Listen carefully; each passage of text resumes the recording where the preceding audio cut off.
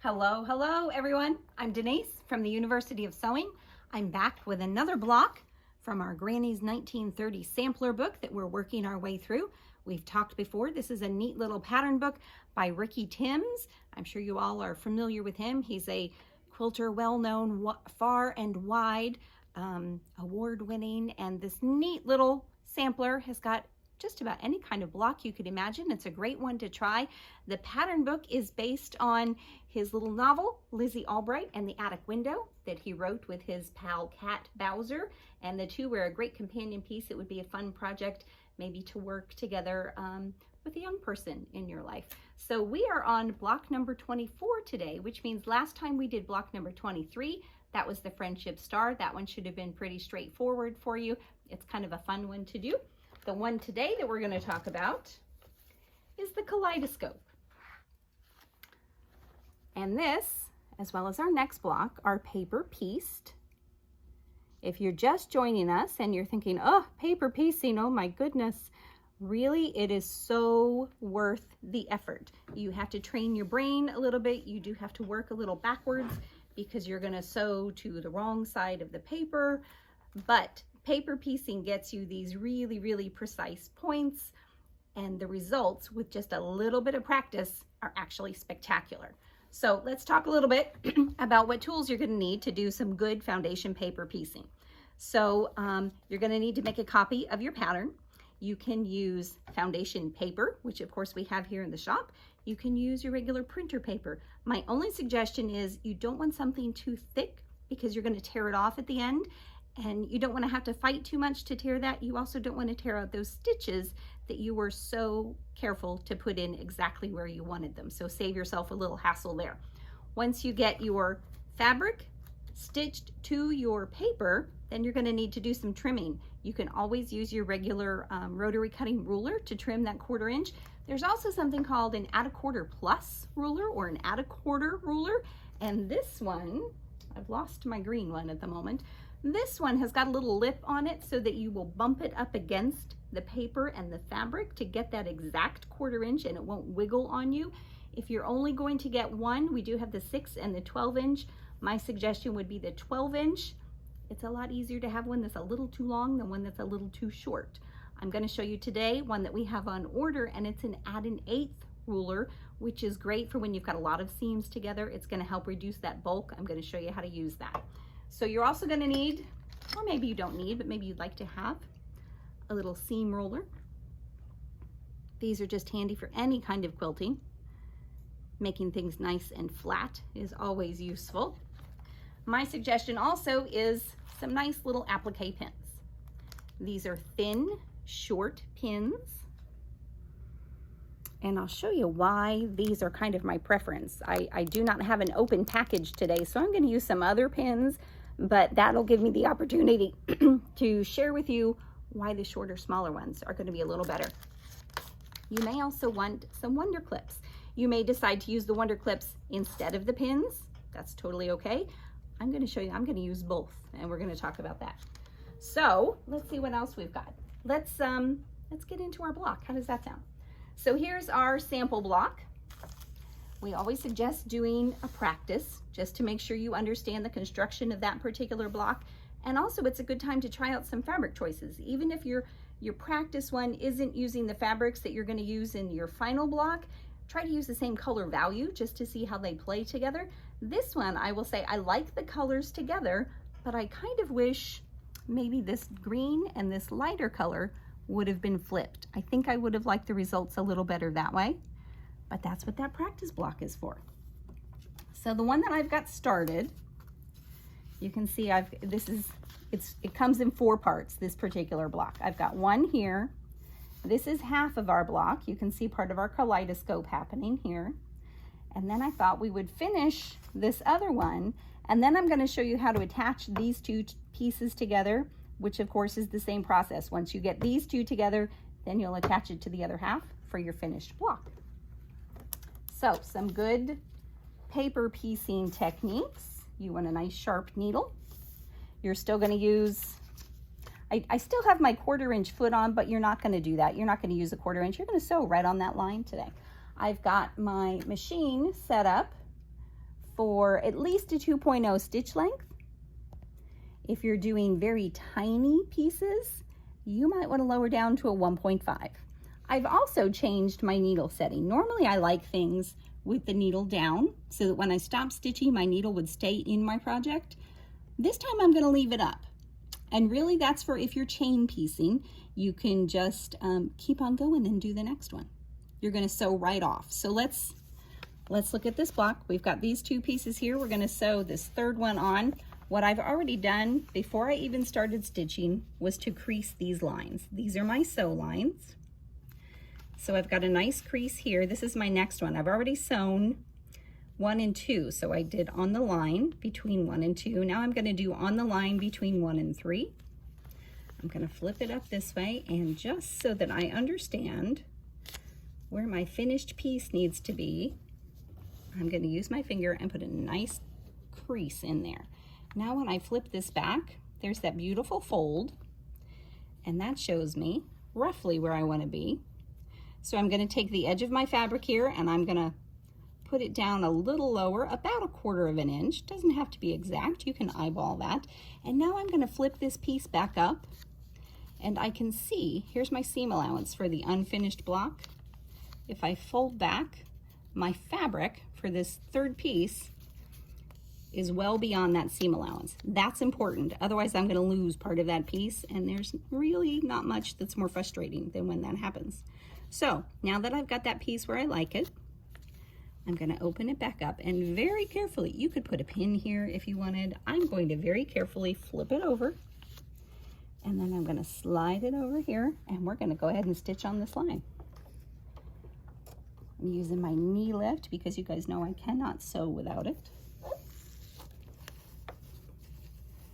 And we're going to lower that foot, and you'll see I'm going to start beyond this line. I'm not going to backstitch. I have turned off the knotting function on my machine. Let's make sure we're nice and straight. And we're going to stitch all the way along, just following the line. I mean, that part of it really couldn't be any easier. And right off, now we're going to go ahead and trim that. And let's flip that over and see what we've got. So to make sure that I'm happy with where it is, I'm going to fold this. And then one more time, I'm just going to check those cut lines where that seam allowance is. Now, of course, this is for the unfinished block. The finished block will be here, but that looks pretty darn good. So we can go over to the cutting table, and I'm going to show you how to use that add an 1/8 ruler to trim this off and do a little pressing, and then we'll talk about how to put these together. I need one more piece here.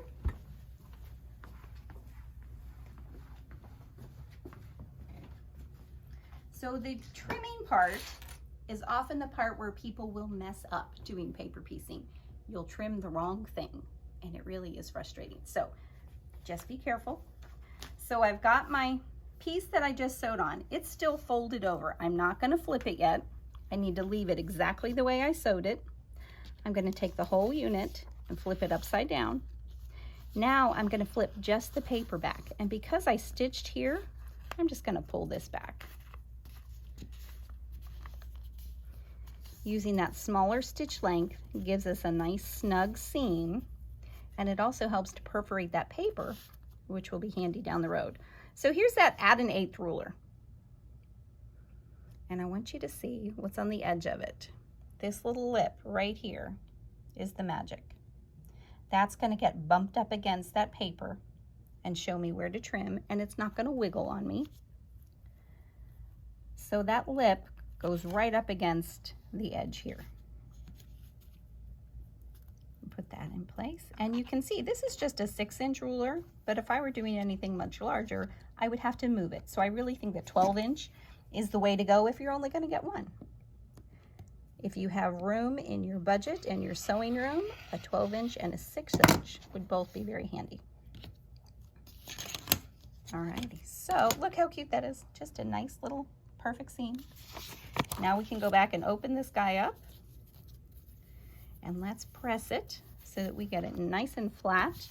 And then we'll talk about how to attach it to its partner. I'm going to wiggle behind Dave here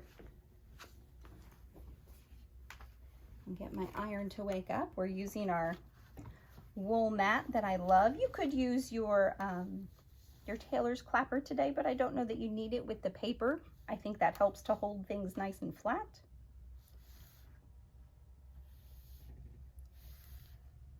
And I am going to do both sides. If you're worried about the ink on your iron, then just do the side with the fabric. Okay, so we've got nice and steamy there. We do need to trim around here before we can attach it. So let's do that. And I didn't bring my other ruler over, so we're going to make this one work today. Normally you would just use your regular rotary cutting ruler.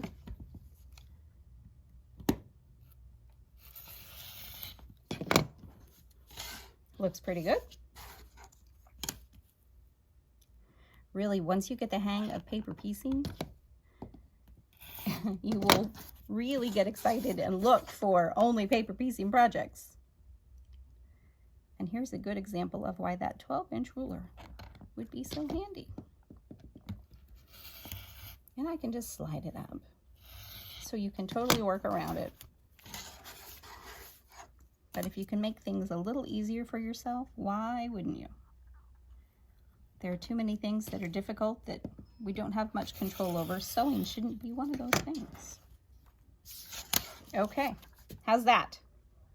Looks pretty good. Now, let's put this guy together. So we're gonna stay here at our wool mat. And I need to get my block so that I make sure I put it together the right way. And so this guy goes this way, and then this guy's gonna go this way. That's how they're gonna go. Let me grab the other half just so you can see. And with these pieces that look a little wonky, it's just good to double check your placement.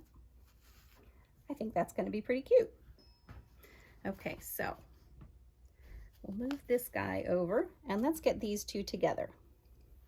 Now, because we've still got our paper on the back, we've got these lines that we know we're going to sew on, but we've also got these points here. We're going to take advantage of those, and we're going to use those to line up our block.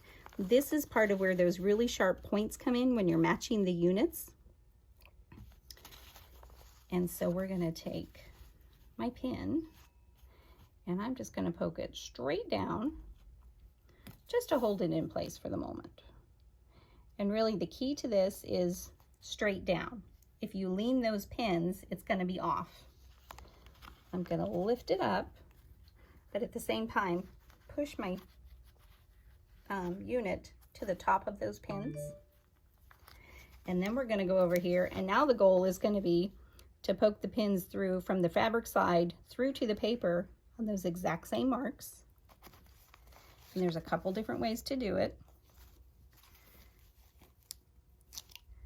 And we're just going to try to eyeball it and see what happens here. And it's so easy to fix. So that's not quite right.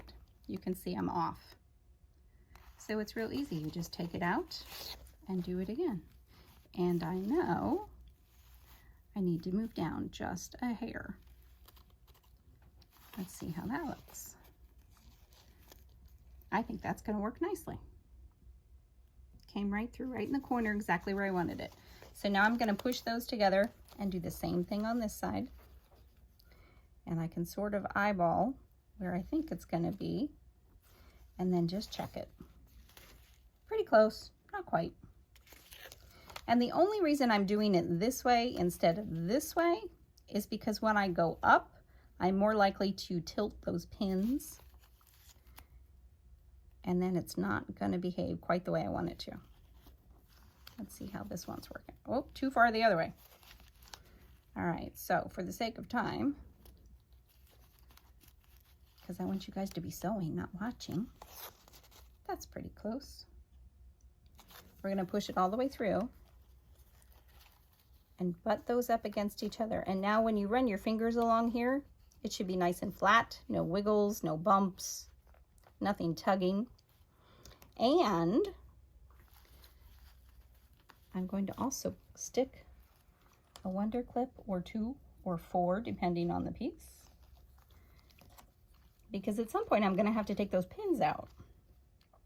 Now, using wonder clips and pins reminds me of the old man that you might see at the farmer's market who has his suspenders on and his belt. It's just an extra line of insurance, and for paper piecing, I think it's worth it. Let's go stitch these together.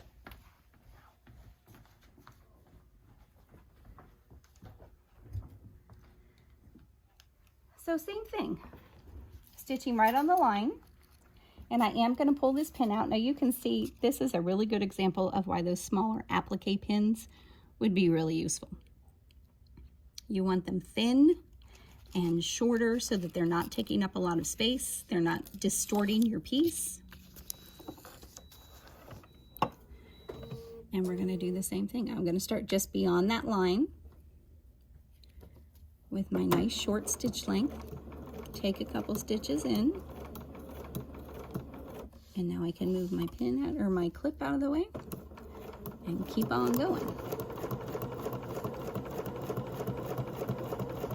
And this is not something that you're just gonna maximize the speed on your machine. You don't have to go super slow. And I can see my pin is here out of the way, so I'm gonna keep going a little farther. Now I'm going to change that needle down just to hold things in place while I move my pin.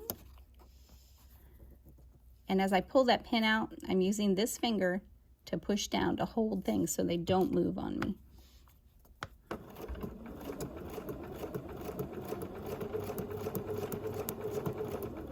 And we can trim our threads and see how we did. Cross your fingers. Take that clip off, and I'm going to just finger press the paper right along there and over here. And now let's see how we did. Well, I think that's going to be pretty good, guys. It's about 1/4 of an inch from here and here, so we're not going to lose this point when we assemble it, and we're not going to lose what we don't want to lose here. So we're going to do the same thing with the other half of the block to assemble it. My suggestion is for this seam, I have been pressing them open. It gets a little bulky otherwise. And depending on how you're quilting, if you're quilting by check, as my friend says, sending it off to your favorite long arm quilter, they will appreciate a flatter seam here. If you're doing it yourself, do yourself a favor and give yourself a little flatter seam. So that's how that one's going to go together. I'll finish that one up so that I will have it finished for you next time. Our next block is also another paper pieced block, so you're going to get lots of practice. You're going to get really good at these. If you haven't tried them before, I would definitely suggest it. And I got so excited about paper piecing. I wanted to show you this little book that we have in the shop, and it's very timely, Halloween, of course. And it's got all kinds of fun patterns in it. But there are 2 very sweet paper pieced patterns. If you just think this is your thing and you are off and running. So, oops, I've lost my page. On page 20, there is this cute little witch wall hanging that I think you really could whip up in no time, with some fun embroidery for her little faces. And I don't know, maybe it was just the candy corn at the bottom. I like candy corn. And then the next one also has a paper pieced pattern. And this is the one with the cats. Look how cool that is. That would be so much fun to do. And this is a border print. So you could do all kinds of fun things with that. Some flying geese, some fun black cats, some stars. So we have that one. And then for those of you that maybe are kind of pros at the paper piecing thing and you're ready for the big project, look what I have for you. It's Tula Pink. It's her Free Spirit Fabrics. It's Solar Flare. It's already got the patterns taken care of for you. So all you have to, you don't have to print anything. You don't have to copy any patterns. They're already in there. Look at all those gorgeous fabrics. There are 13 yards of fabric in here. Full size, ready to use paper foundation templates. This also includes binding, which is really unusual for a quilt kit. So if this is something you think you're interested in, or our little Halloween book here, or even just a short and sweet little handy guide. This has got some great tips for paper piecing. This has also got some really cute, just simple one block kind of projects. Actually, some of them aren't so simple. They've got lots of pieces to them. There's a, look at that suitcase. I think that suitcase would be adorable as the label for a quilt that you're giving someone who's going away. But there's so many fun things in here. So we have these. We have all of the tools and the tips and the notions, and of course all the fabric and wonderful machines to make your project come together just the way you like. All of that's on our website, universityofsewing.com. Be sure to check that out. That's block number 24, guys, Kaleidoscope. Next time we'll talk about 25, which is the Hunter's Star. You're going to be really excited to see how this one comes together. Thanks for joining us, and we'll see you for the next one.